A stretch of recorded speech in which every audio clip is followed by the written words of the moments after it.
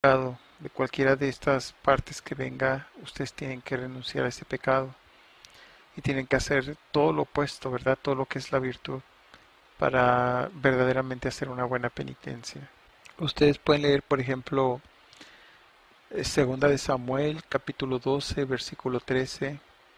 Ustedes también pueden ver que Dios le perdona el pecado a David. Segunda de Samuel, capítulo 12, versículos del 14 al 15. Ustedes se dan cuenta que el pago de la falta de David fue su hijo. Entonces, esto lo podemos comparar de la siguiente manera. Si a mí una persona me rompe un vidrio y la persona me viene y me pide perdón, pues yo la perdono, ¿verdad? Pero ciertamente le pido que repare el daño. Y reparar el daño sería que reemplazar el vidrio, ¿verdad? Y pues si se dañó algo más, pues también que reemplace aquello que se haya dañado. Entonces ya está todo pagado completamente, ¿sí? Y eso es a lo que estamos llamados nosotros, estamos llamados a hacer reparación, ¿verdad? Estamos llamados a hacer penitencia. En esta vida todos estamos llamados a hacer penitencia. La gente que niega eso de la penitencia y dice que Jesús ya lo pagó todo, pues está muy equivocados. Nuestro Señor pagó lo que nos condena al infierno, para que no nos vayamos al infierno. Pero nosotros tenemos que hacer reparación todavía por eso. Es como yo les decía, el Señor nos va a perdonar, ¿verdad? Para que no nos vayamos al infierno, pero tenemos que reparar. Y de esta manera es como lo de la ventana. Yo le puedo perdonar a la persona haber roto la ventana, pero tiene que reparar el daño. Si una vez reparado el daño es como que eso nunca hubiera pasado realmente. Ustedes pueden leer en Números capítulo 20 versículos del 11 al 12, si es que tienen algunas dudas, ¿verdad? Y en el Nuevo Testamento nuestro mismo Señor Jesucristo nos enseña lo siguiente. Ustedes pueden leer Primera de Pedro capítulo 4 versículo 6, donde nos dice que nuestro Señor Jesucristo bajó a dar las buenas nuevas a los muertos, y descendió a los infiernos. Les voy a dar estos otros versículos, nada más algo extra. Primera de Juan capítulo 5 versículo 16. Mateo 12 versículo 32. Primera de Pedro, capítulo 1, versículos del 6 a 7. Hebreos, capítulo 11, versículo 35. Con respecto al infierno, tenemos a Gálatas, capítulo 2, versículo del 19 al 21. Primera de Corintios, capítulo 3, versículo 17. Primera de Corintios, capítulo 6, versículo 9. Efesios capítulo 5, versículos del 5 al 8.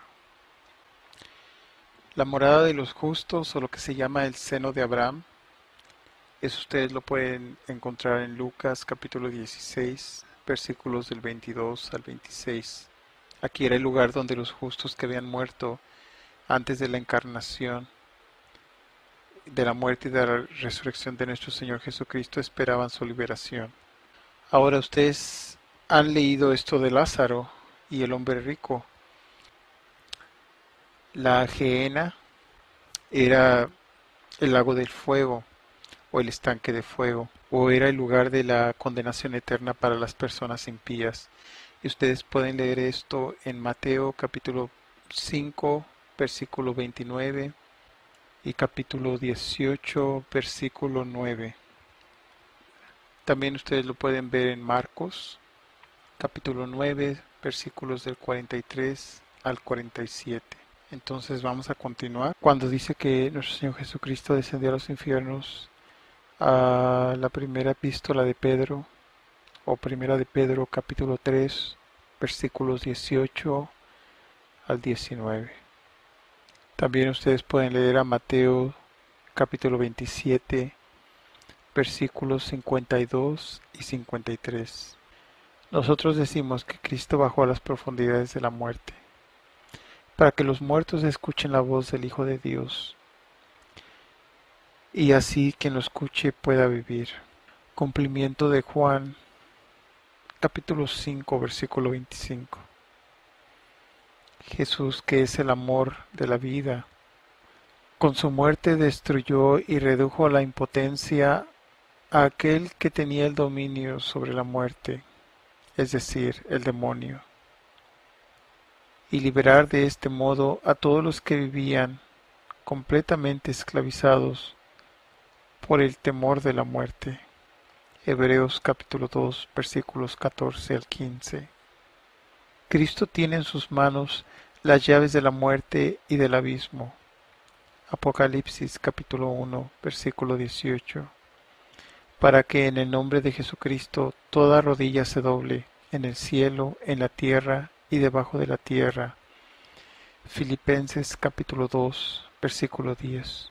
La morada de los justos es diferente a la del purgatorio, pues el purgatorio es el lugar donde las personas que han muerto en Cristo son purificados antes de entrar plenamente a la presencia de Dios en el cielo.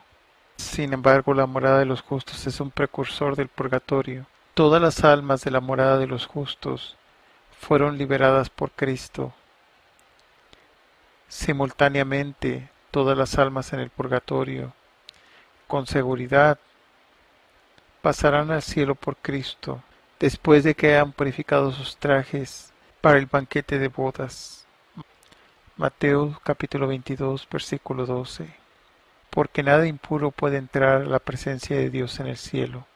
Apocalipsis 21 versículo 27. Esto es un poco de referencias, pienso que les di referencias bíblicas en el Nuevo Testamento como una prueba de que el purgatorio en verdad existe. Ahora, si la persona protestante, ¿verdad?, o renegada, sigue alegando acerca de estas cosas, yo les diría, lo primero es que no hablen con ellas acerca de su fe, porque ustedes se ponen en ese riesgo de perderla si no saben lo suficiente. Y además porque estas cosas son dogmas de fe y los dogmas de fe no están para que nosotros los estemos discutiendo con ellos. Esto lo tienen que creer, si no lo creen, no lo creen.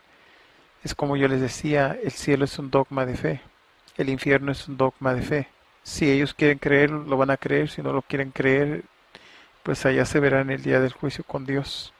Si ya Dios les dará el pago debido a la fe que tienen. Todo esto es cuestión de fe, la fe es la única que revela estas cosas. Así que si vienen a ustedes diciéndoles que ellos tienen mucha fe y que ellos recibieron el Espíritu Santo, pues ¿qué les diría yo? Pues no les crean, ¿verdad? Porque una persona que tiene verdaderamente fe no pone en cuestión estas cosas, lo cree por dogma. Sí. Los mismos paganos tenían esto como dogma. Sí, ellos creían en un lugar que no precisamente le llamaban el cielo, y creían en un lugar que era el purgatorio, que no lo llamaban precisamente con esa palabra, y creían en un lugar que era el infierno, que no lo reconocían tampoco con esa palabra, pero ellos creían en estos lugares. Eso era un dogma de fe, y ellos no recibían clases de catecismo ni de religión ni nada de esas cosas, pero ellos lo creían porque ciertamente Dios se los reveló. Nada más que como ellos no tenían esa enseñanza y ese bautismo, ¿verdad? No tenían esa fe en la manera en que nosotros la hemos recibido. Y para terminar, si estas personas andan alegando tanto de que les encuentren ustedes un solo versículo, a mí me lo han dicho, ¿verdad? Me han preguntado que yo nada más les encuentre un solo versículo. Me dicen, encuéntrame uno solo y no vuelvo a cuestionar. Lo voy a creer completamente. Uno solo en la Biblia, en toda la Biblia, Antiguo o Nuevo Testamento, donde diga purgatorio. Yo les digo, bueno, pues mira, tú me dices que te encuentre en la Biblia un solo versículo. Y yo creo que la Biblia es la palabra de Dios. Y creo que si yo le digo a un ateo de la Biblia, el ateo va a saber que yo le estoy hablando de la palabra de Dios, aunque sea ateo. Si yo le digo a otra persona, ¿verdad?, de la Biblia, de una denominación, va a saber que estoy hablando de la palabra de Dios. Los paganos ya sería diferente porque ellos no tienen este conocimiento. Algunos sí, otros no. Pero yo le digo a las personas, encuéntrame una parte, para estar seguros que estamos hablando de lo mismo, encuéntrame una parte en la Biblia donde te diga que el libro que estás sosteniendo es la Biblia y que como Biblia es la palabra de Dios, porque yo creo que la Biblia es la palabra de Dios. Y yo sé que no hay ningún versículo, ni en el Antiguo ni en el Nuevo Testamento, que diga, oh, este libro se llama Biblia y es la palabra de Dios. Así que ustedes se pueden dar cuenta nada más hasta qué grado cae la gente en el ridículo por la necedad y esa falta de fe y eso de no dominar sus pasiones y sus deseos, ¿verdad? Por estar viviendo tanto en cosas que no deben, que están tan ciegas y se ponen a alegar por una tontería. Y así como esa tontería, puedo ponerles muchos otros ejemplos, ¿verdad? Por los cuales la gente se pone a alegar también. Pero no me gusta alegar. Sí, y usualmente les digo esto y no tienen ellos respuesta. Claro, ¿cómo van a tener respuesta, verdad? Porque si ellos niegan que cuando ellos hablan de Biblia están hablando de la palabra de Dios, pues están negando la fe que ponen ellos en la palabra de Dios. Así que es así de simple. Están prácticamente gritándole al mundo que son paganos o peores que un pagano o peor que un ateo. Sí. Así que no se pongan a discutir con ellos, por favor. Ustedes guarden la paz y vivan en esa paz del Señor porque la paz es la base de todas las virtudes. Nos enseña la palabra de Dios en el Antiguo y en el Nuevo Testamento. Que Dios los bendiga.